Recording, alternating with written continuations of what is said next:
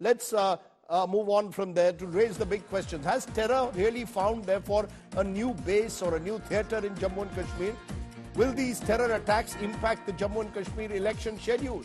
Has the government's Naya Kashmir narrative been hit? Has Pak-sponsored terror once again come on the rise? Vivek Kaju, former Secretary, Ministry of External Affairs, tracks the region very closely, joins me.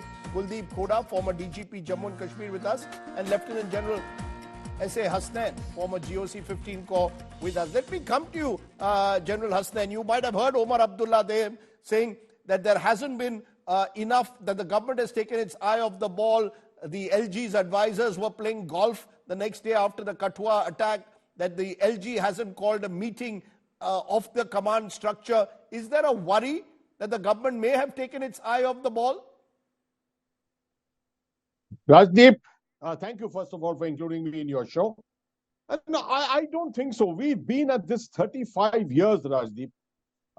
Every time that incidents happen, the unified command meeting does not take place. Yes, it's a very good thing. It depends on your style of leadership and command. If you want to take an advice, you could take this advice individually from different corps commanders, from the DG police who meets you every day, from the intelligence people who come and meet you and brief you every day, either too. So a unified command meeting is definitely an institutionalized system, but not necessarily it's a part of the personality of the governor or the chief minister or whoever is in charge at that particular time.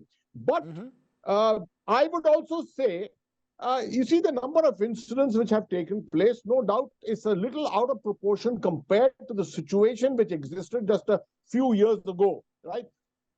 When you talk about elections and you're trying to postpone elections, etc., let me just try and remind people that in 2002, we had more than 1,600 terrorist attacks, terrorist incidents, and yet we had reasonably peaceful elections that year.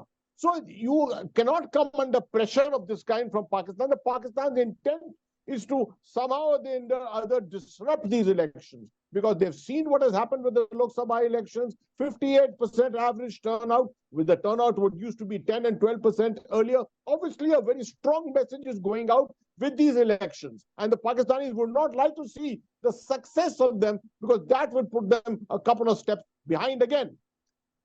You know, the worry, of course, is that a new theatre entirely has opened, though, General Hasnain.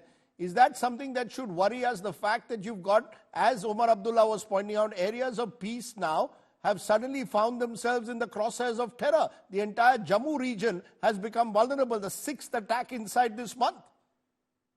See, Rajdeep, this is explainable.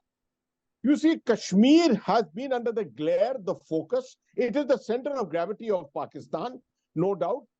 Kashmir, the terrorism in Kashmir has been there for the better part of 35 years. What we have seen in Jammu is about 15 to 18 years, from 1994 to about 2010 or so. And this was by reinforcing formations who came in to fight this terrorism. Kashmir has had a permanent grid, and that has remained there. It's become very difficult for Pakistan to do anything there. Of course, they will always attempt to do big things like targeting the Amarnath Yatra, etc. But they may not succeed on that.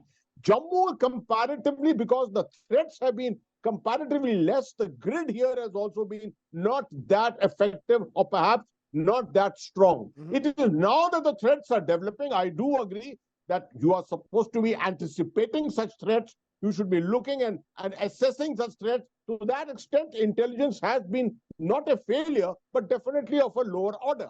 So what is happening at the moment is you need troops there. I'm told troops have been inducted and more troops are being inducted. But to get the grid going in this kind of a proxy war environment, you will need time to once again get your intelligence grid, your counterterrorism grid, your liaison with the people, your liaison between the police and the army, everything going again as effective as Kashmir. It is going to take you time. You know, time though, Kuldeep, Khoda, you again might have heard Omar Abdullah suggesting that he believes that the government has taken its eye off the ball. He gave this instance, repeated it on more than one occasion, that the Lieutenant Governor's advisors were busy playing golf instead of monitoring the situation a day after the Kathua attack. The police chief was also the subject of his attack, saying that the DGP should stop playing politics and accusing the political parties at the moment, rather focus on law and order. Your sense, is this is there somewhere that the government will have to be held accountable because of the nature of these attacks that are taking place? They're becoming more frequent, more brazen. General Hassan has put it up very wonderfully well.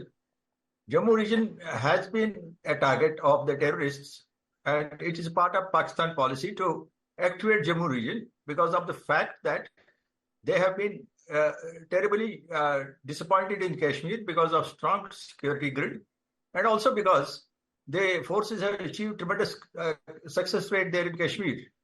So they have shifted to Jammu to dilute some forces from Valley, and so that they are shifted to Jammu region. And the way it happened but Mr. Khoda, it poses an entirely different threat. The problem is these are areas, as you well know, very mountainous, very rocky, very sparsely populated, and the logistical support that some of these terrorists are getting clearly show that there are locals also involved with them. So the nature of the challenge in the Jammu region even becomes more difficult at times to deal with. Absolutely, the terrain is difficult. There are large forests, and the terrain is much more larger than Kashmir Valley. And they sort of, actually, the terrorist attacks which are going on, it is more like a guerrilla warfare than the ground level skirmishes. And we have to devise a strategy for it, including the strengthening of the security grid. Then the border management needs a relook. And also, we have the inputs about Kartarpur corridor being used by ISI to get some people onto the other side, brief them, and send them back. And then we have to have a joint response to the border management, especially in Pathankot region, some parts of Punjab, Kathua, Akhnur area, which has been activated. Of course, Poonch Rajouri, it started with Poonch Rajouri. But, the border management needs to be relooked at. And the OGWs, which you mentioned, the all-grid workers, they are providing help. You are all saying that the security grid needs to be relooked at. But Vivek Karju, the one common factor which is coming once again is Pakistan. Now, Pakistan remains the elephant in the room in Jammu and Kashmir. Over the last few years, in the initial period after Article 370, there was clearly a lessening in the violence. But in the last few months, we're again seeing an escalation, albeit in a new theatre. Do you see any connection at all between what's been happening in Pakistan and indeed this intensification of violence in the Jammu region? I do. I think Asim Munir is showing to his commanders that he too has the mettle to take the battle across, that he will not let the side down, and therefore, despite all the troubles, the economic troubles, the political troubles, and the troubles on its western borders, Asim Munir is under some compulsion to show results in J&K, and I would only add that this is not, I'm not saying something which is rocket science. This is something that I'm sure our security planners would have anticipated. Now, the reason why these incidents, these terrible incidents are taking place in the Jammu division are naturally, and the manner in which to combat them, I think there are other panelists, Mr. Khoda, my friend General Hasnain, who are in a better position to answer this. But the Pakistan angle, sir, do you fear, as you said, with a new military leadership, with a new government in place, that there is the fear that Pakistan has once again turned its gaze towards cross-border terror? They're once again trying to raise the stakes. Is that a fear that you have? I'll tell you what my real concern is. And please allow me 30 seconds on this. After Pulwama in 2019, we enunciated a doctrine of preemption, which was essentially that if we see preparations being made for a major terrorist attack, an unacceptable terrorist attack on India, we have the right to take preemptive action. We've not publicized that doctrine, but that doctrine now stands. Vijay Gokhale, who was then Foreign Secretary, came out and read a statement to this effect. It's on record. Now, the whole question is that the Pakistanis, after Pulwama, have refrained from an attack of that nature, though Riyasi came very close to it. And Riyasi was a very close run thing. I put it to you, Rajdeep, that 9 people lost their lives, which was terribly unfortunate. But the number of lives lost could have been far more.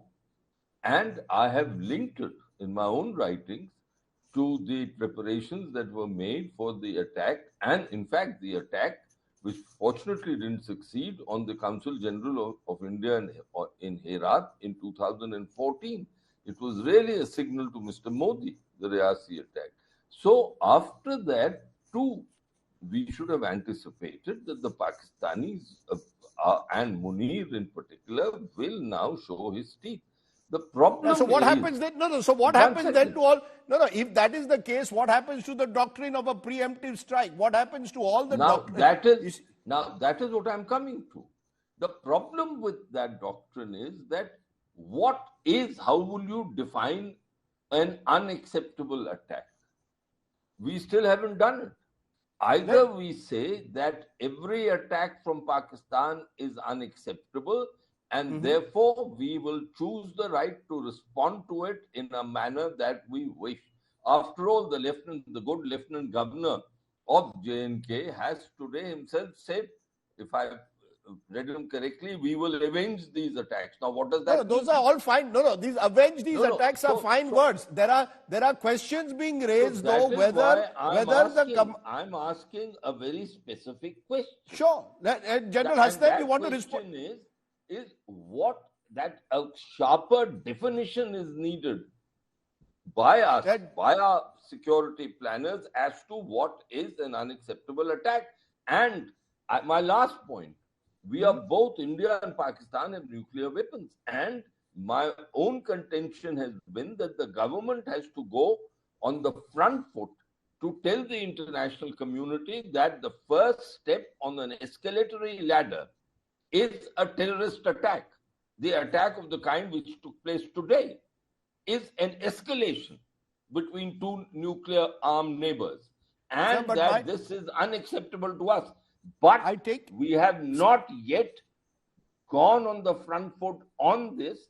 Defensive mechanisms have to be established. The grid has to be strengthened.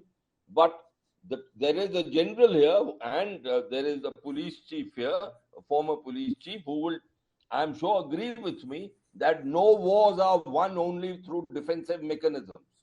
No, sir, I take your point. Mr. Kaju, I take your point. Let General Hasnain, though, answer what you've raised. What is an acceptable terror attack that is acceptable in a way without escalating it further? In the past, as Mr. Kaju pointed out, the government had come out with a doctrine of preemptive strikes. Now we are in a situation where you had a series of terror attacks. And the government, according to, if Omar Abdullah is to be believed, has taken its eye off the ball, that is, the LG's advisors are busy playing golf. That apart, the truth of the matter is, how do you define what is an unacceptable terror attack that will be dealt with a kind of surgical strike, if I may not use the word, or a preemptive strike, as was the case a few years ago?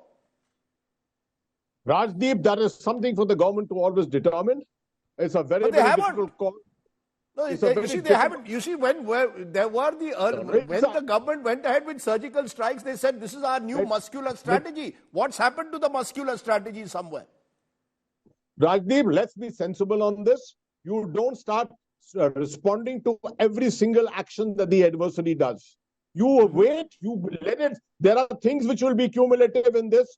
You will have to threaten, you will have to look for opportunities, and you will have to strike at the right time. You will have to see what is the dividend that is going to come out of it. With every attack, if you're going to carry out something, then you may achieve nothing at the end of it. I would say, look at the ceasefire.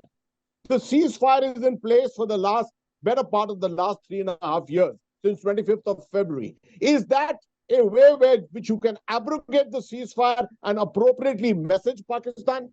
Can you carry out a second set of surgical strikes now, I don't think that's going to achieve anything at the moment. Every situation has got its own calibration. And I'm sure that the government of India is looking at that adequately at the moment and will probably respond at the right time. Okay. Because I think what was the fear was there was an anticipation Rajdeep, created. may I say one word? Yeah, final point. Yes, a quick final point, Mr. Kaju. No, I entirely agree with Atta that you can't respond to every attack in a tit-for-tat fashion.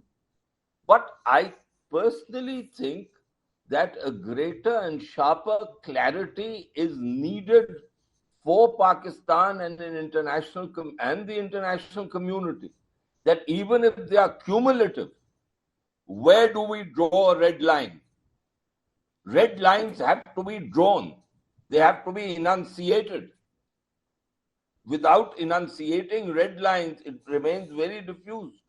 Now, it is of course correct also to say that you should choose your place and time to attack.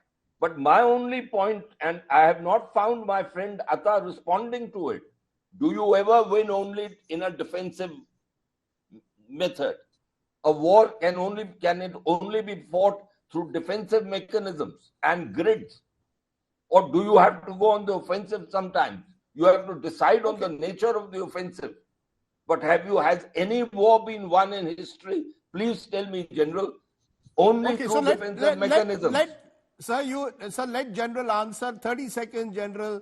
Is there a sense, therefore, that the government needs to come up with a clearer enunciation? When we keep saying zero tolerance from terror, it's all very well to say that. What we've had is a series of terror attacks, each of them getting more and more audacious in a way. I agree. It's a very difficult call, Rajdeep, and I'm sure the government is considering that. I'm sure they're not going to transparently do that in public. But a situation, the way it is building up, obviously calls for that kind of a thing. And I do anticipate that at some stage, something bigger is going to happen, as I've already outlined, possibility of some kind of a strike on the Amarnath Yatra or something like that. Something very audacious. And that would have obviously crossed the Rubicon. So I think the contingencies are there, worked out. The National Security Council would have met several times. They would have wargamed this entire thing and will take an appropriate decision at the right time. At this time, for us to say that we need a clear-cut policy for every single terror attack may not be entirely right. But I have not said that. But please don't put words in my mouth. Let me leave it. Mr. Kaju, I think what you've highlighted is an important point. There is an ambiguity over the doctrine that was enunciated a few years ago, and every terror attack in a way puts the focus and the lens on what the government intends to do, are the red lines when it comes to Pakistan and terror emanating out of Pakistan. Let's leave it for there at the moment. Mr. Khoda, General Hasnain and Vivek Kaju, I appreciate all three of you fine voices joining me here on the show tonight. Jammu and Kashmir, the cycle of violence continues.